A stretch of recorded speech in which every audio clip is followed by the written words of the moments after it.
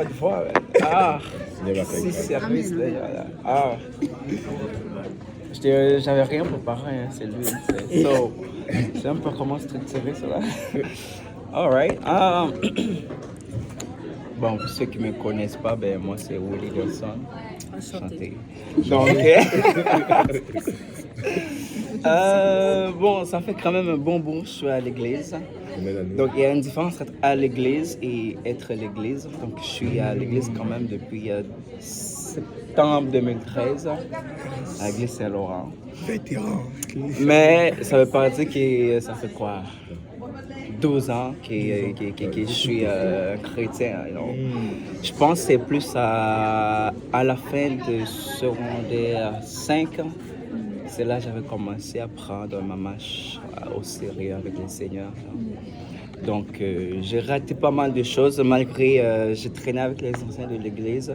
J'ai pas pu profiter de ces temps-là pour être un bon chrétien. Donc, c'est un peu ça mes échecs, c'est un peu ça mes regrets dans ma marche avec le Seigneur.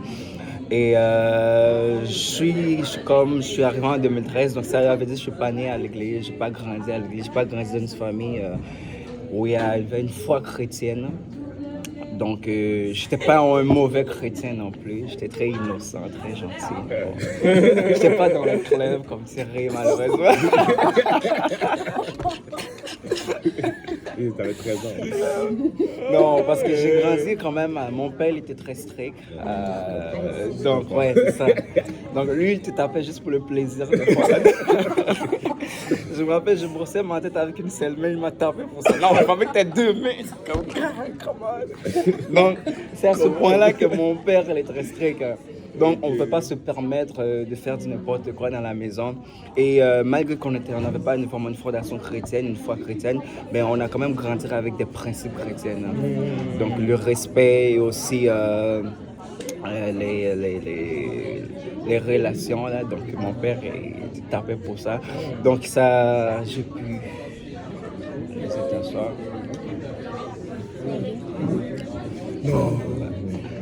Comme ça va. Les chefs. Donc, j'ai un peu grandi avec ces fondations-là, avec ces choses-là. Et quand je suis arrivé à l'église de Saint-Laurent, donc j'étais quand même toujours très petit, très jeune. Donc, je connais pas trop de grandes choses. Ça, c'est pas important. J'étais très jeune, simplement. J'étais encore adolescent, ok? J'étais encore adolescent. Et je traînais beaucoup avec les anciens de l'église, les anciens du Peignel. Et je dis cela parce que jusqu'à maintenant, des fois, j'essaie régulièrement. C'est si toutefois j'étais vraiment sérieux de ma marche avec le Seigneur, peut-être que, bon, pas que je m'aspire à être pasteur, peut-être que je serais pasteur aujourd'hui, parce que la majorité de nos anciens maintenant, ils sont pasteurs. Et je suis sûr à cet essai que le suivi aussi vont être des pasteurs. Amen. Donc, mes débuts de ma marche avec le Seigneur, c'était quand même... C'était relax, c'était posé, il n'y avait pas de grandes choses sérieuses, des événements, genre le Seigneur m'envolait, je tombais par terre. Vu que j'étais quelqu'un de très réservé, très timide, très dans mon coin souvent. Et puis fin 2018 en fait, quand j'ai quitté le secondaire, donc c'est là que j'ai commencé à prendre ma marche avec le Seigneur très au sérieux. Et je commence à être plus m'approfondir dans la parole de Dieu, dans le ministère. Vu que j'étais encore dans le ministère, mais gars, j'avais un pied à l'église, un pied dans le monde, Et je courais quand même auprès de certaines choses, comme par exemple l'approbation des gens. Comme j'ai grandi dans un environnement quand même qui était assez strict, et dans la culture haïtienne, c'est rarement que tu entends tes parents te dire « Je t'aime mon enfant ». L'affection dans la communauté noire, vous savez, c'est très rare en fait. Donc ça a un peu mis quelque chose qu'on appelle la solitude en moi. Et aussi vouloir approuver, être aimé par les autres. Je cherchais toujours l'attention des autres quand je commençais à devenir sérieuse en marche avec le Seigneur. Donc je voulais être reconnu, je voulais être apprécié par tout le le monde, je voulais être aimé par tout le monde parce que je voulais sortir de cette solitude-là que j'étais en fait. Et je me rappelle même, il fut un temps, je sortais tout le temps seul au centre-ville, j'allais m'asseoir puis commencer à parler tout seul. J'étais pas fou, non? J'étais pas fou en fait. Mais non, j'avais une vie dans moi comme quoi je veux avoir quelqu'un, non, me montrer un peu c'est quoi être aimé, c'est quoi être apprécié, non? Et donc au début, donc j'essayais de faire des choses pour être apprécié par les gens. Donc, je me suis montré toujours présent pour les personnes. Je me suis montré toujours présent pour ceux qui sont dans les besoins. J'étais impliqué dans pas mal d'activités de l'église de GPNL. Non, le but, c'est pas vraiment parce que je voulais aider vraiment. C'est parce que je cherchais une solution pour que le Seigneur me libère de cette solitude-là. Parce que tu peux être entouré de beaucoup de gens et quand même te sentir seul. Et cette solitude-là, c'était pas un aspect physique, c'était plus un aspect non, psychologique. Et je priais même par rapport à cela, non? Parce que je n'étais pas encore serré dans ma marche avec le Seigneur, j'étais probablement un enfant. Mais je me suis dit peut-être que si je m'implique, si j'aide les gens, peut-être qu'éventuellement aussi, eux aussi ils vont m'aider, eux aussi ils vont m'apprécier, eux aussi ils vont me montrer de l'amour, de l'affection. Non? Et malheureusement, bon, vous savez, tu peux être à l'église, ce n'est pas tout le monde qui est à l'église qui est là pour le Seigneur. Non? Il y en a d'autres qui sont là pour autre chose. Et malheureusement, il y a eu de ces événements-là où les gens me disaient des choses quand même pas agréables. Non? Imagine, tu essaies de te libérer de quelque chose, puis là, il y a quelqu'un d'autre qui fait rajouter dessus encore. Il y avait pas mal de gens qui se moquaient de moi. Je ne vais pas dire les noms, je les connais toujours. Donc, non, et il y avait ces événements-là où les gens faisaient des blagues sur moi, où j'étais le centre du sujet de moquerie à l'intérieur de l'église, non? Et c'était comme si on m'avait poignardé encore pire que cela. Oh, mince! Là, tu essayes d'aider, mais là, tu te fais encore du tort, tu te fais encore du mal. Là. Mais gloire soit rendue au Seigneur et je pense que c'était la volonté de Dieu. Il a utilisé ces événements-là encore pour me libérer de cette solitude-là. Parce que je pouvais choisir cela comme excuse, non, de quitter. Mais au contraire, regarde où je suis maintenant. Et parmi ces gens-là qui se moquaient de moi, malheureusement, il y en a qui ne savent plus le Seigneur. Malheureusement, il y a quelques-uns qui sont toujours à l'église, mais ils ne sont pas dans le ministère quelconque. Non? Et il y en a malheureusement qui ont quitté, on peut qu'ils reviennent, peu importe les situations. Mais regarde où le Seigneur m'a mis aujourd'hui, non? Et je peux vous dire, je me sens plus seul psychologiquement, non? Et le ministère que je suis, non, les événements, les conférences, même mon implication à l'église, ce sont tous cela des outils qui m'ont aussi aidé à sortir de cette solitude psychologique. Et les moqueries des gens ont juste fondé cette force-là en moi. C'est comme si maintenant, si tu viens me dire n'importe quoi désagréable, ça va rien faire sur moi. Je vais juste te regarder, c'est comme, ok, d'accord, c'est bon. Ouais, next again. Non? Et juste pour vous dire cela, non. Tu sais, des fois, le Seigneur va utiliser tes frères, tes soeurs aussi pour former ou pour fructifier quelque chose dans ta vie. Non? Ne prends jamais les événements négatifs comme, je sais pas moi, comme la persécution ou comme quelque chose qui t'empêche d'avancer. Peut-être que le Seigneur veut aussi former quelque chose en toi, veut aussi fonder quelque chose en toi, veut aussi fortifier ta foi. Parce que ça prend les événements négatifs pour fortifier notre foi. Ça prend que le Seigneur ne répond pas à nos prières pour nous pousser à persévérer des fois. Et ces événements-là de moquerie, non, c'est bizarrement, ça a été quelque chose qui m'a juste poussé encore à vouloir être plus fort psychologiquement. Et au fil du temps aussi, j'ai étudié quelque chose qu'on appelle l'intelligence émotionnelle. Et ça aussi m'a aidé à sortir de la solitude. Et comme j'ai dit tout à l'heure, mon témoignage, il n'y a pas vraiment d'événements bouleversants. Je n'ai pas marché sur l'eau comme le Seigneur. Non. Mais comment tu es venu à l'église? Tu t'es amené à l'église? J'étais encore très jeune, très petit.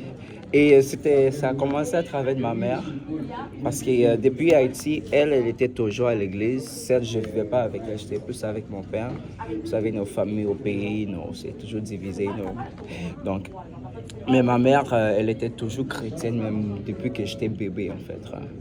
Et quand on est arrivé ici au Canada, elle cherchait une église. Puis à un moment donné, elle est allée dans une église catholique, blanc. Puis quand elle est retournée à la maison, elle a vu des gens chanter dans l'église. Elle est comme, elle est consciente. Tu sais, elle est haïtienne quand même, mais ça y est là, mes amis. C'est quoi cette affaire? Ouais. Les gens chantent à l'église, tu vois, ils viennent, comment on appelle les crottes là, ils viennent à l'église comme mince, comme gars. C'est pas un club, c'est une église. Non, on va plus là-bas, mais c'était juste elle, mais nous, on n'était pas partis. Donc, puis à un moment donné, on habitait toujours à Place Benoît. Puis, on est juste la sœur Mélodie. Donc, elle a rencontré, vu que la sœur Mélodie, nous, on était en haut, puis la sœur Mélodie était juste en bas. Mais quoi? On habitait dans le 170. Ouais, mais c'est quoi le nom de la soeur que t'as dit? Mélodie, la sœur Mélodie. Maman Tilmé. Oh! Ouais.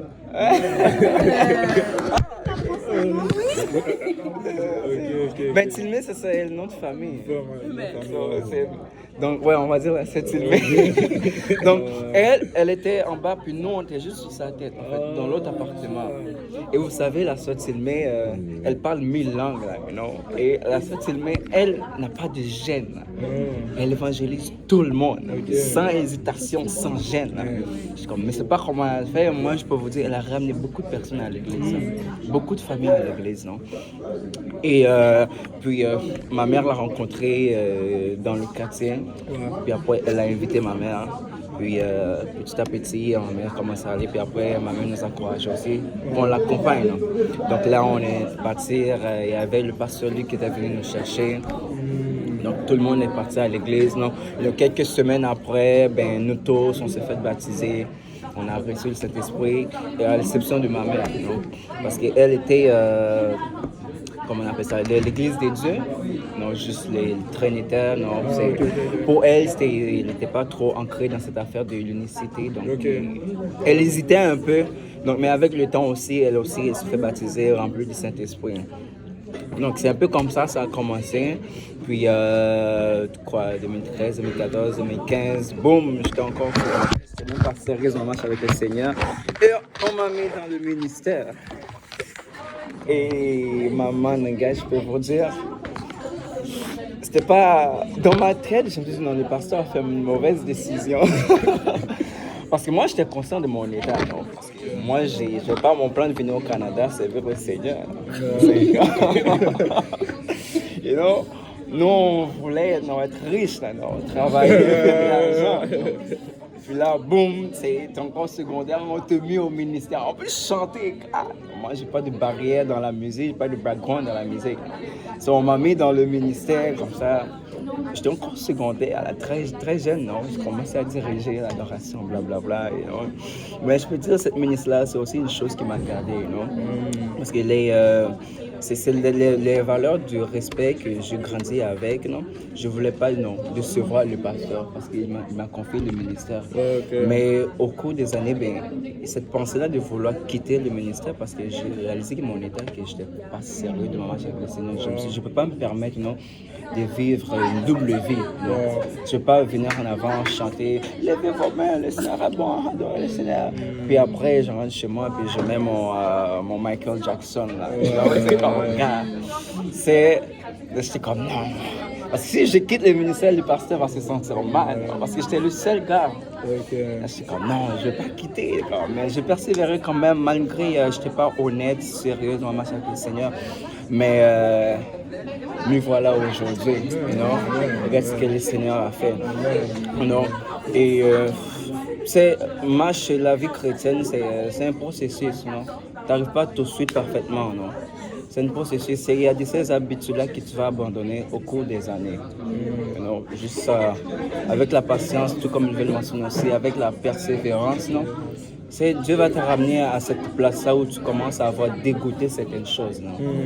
Moi, la musique, c'est les chansonnettes françaises, non? La musique romantique, là, le compas, non? Chez nous, il y a quelque chose qu'on appelle le rara. J'étais très ancré dans ces choses-là. Mais avec le temps, petit à petit, je commence à dégoûter ces choses-là. Et pourtant, c'est dès que j'entends certains compas, la gars, j'étais... Là, maintenant, si quelqu'un va commencer à jouer quelque chose de moderne, mais je suis comme... Non, je ne vais pas te haïr, je ne vais pas te détester, mais l'effet que ça faisait en moi, c'est différent. C'est tout comme tu voulais mentionner. J'aimais ça, mais maintenant, ça me dégoûte. Je ne vais pas haïr la personne, juste que la tonalité, ça va me déranger. Parce que ça va faire des flashbacks, c'est comme, cette chanson-là. Tu risques même de tenter de chanter.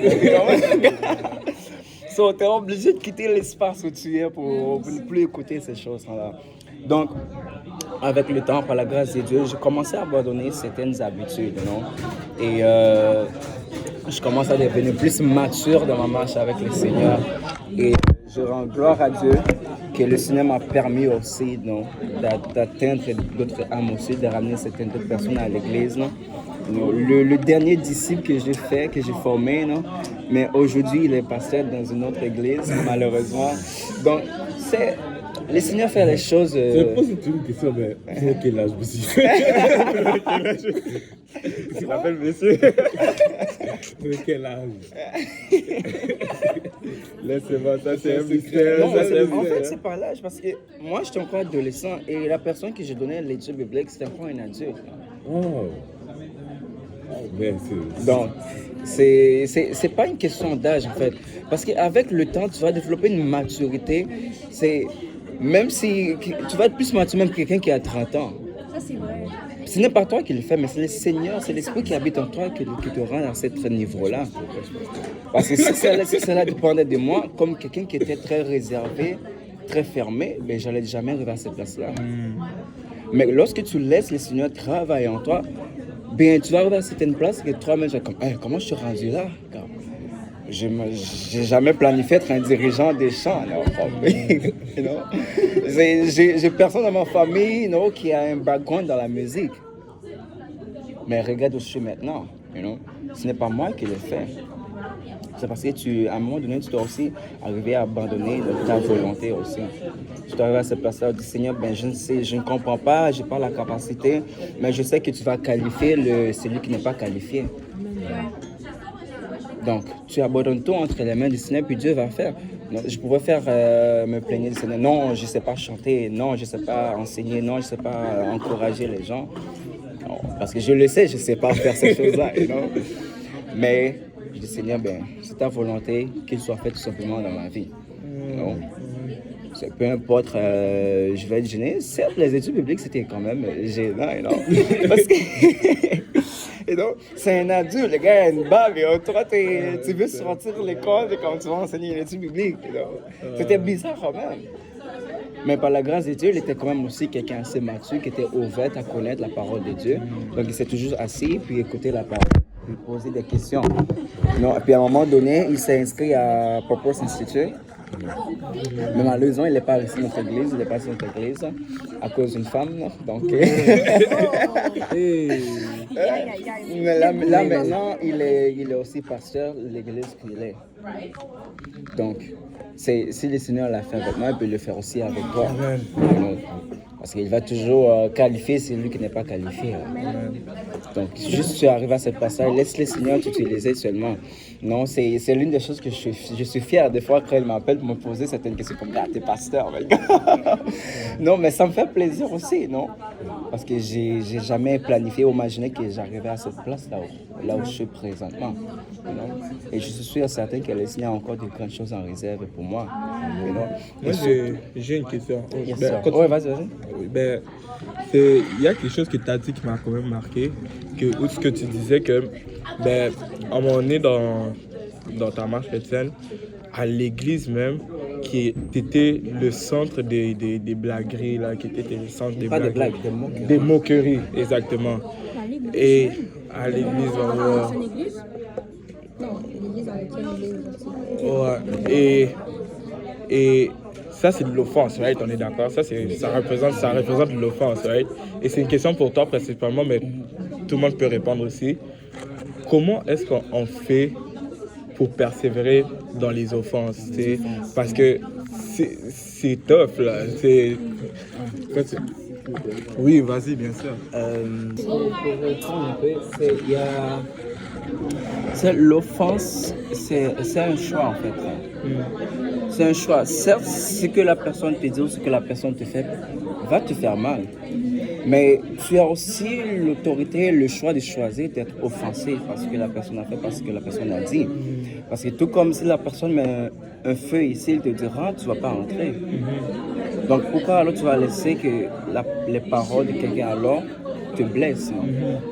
Et ce que le pasteur Luc disait souvent, ben, est-ce que tu es aussi prêt, volontiers, à aller en enfer à cause des gens? Parce que si tu arrives à cette place-là où ce que les gens disent, ce que les gens font, tu laisses ça te déranger dans ta marche avec le Seigneur, mais c'est que tu es prêt aussi à aller en enfer à cause de ces gens-là. Donc, tu dois arriver à cette place-là où tu commences à trouver qu'est-ce qui occupe la première place de ta vie. Est-ce que ce sont les commentaires des gens ou c'est ta marche avec le Seigneur? Certes, c'est facile à dire, mais tu dois aussi avoir cette place à te forcer. Seigneur, moi je suis là à l'église, pas pour un homme, pas pour une femme, je suis là pour toi. C'est le combat de la chair aussi. Exactement.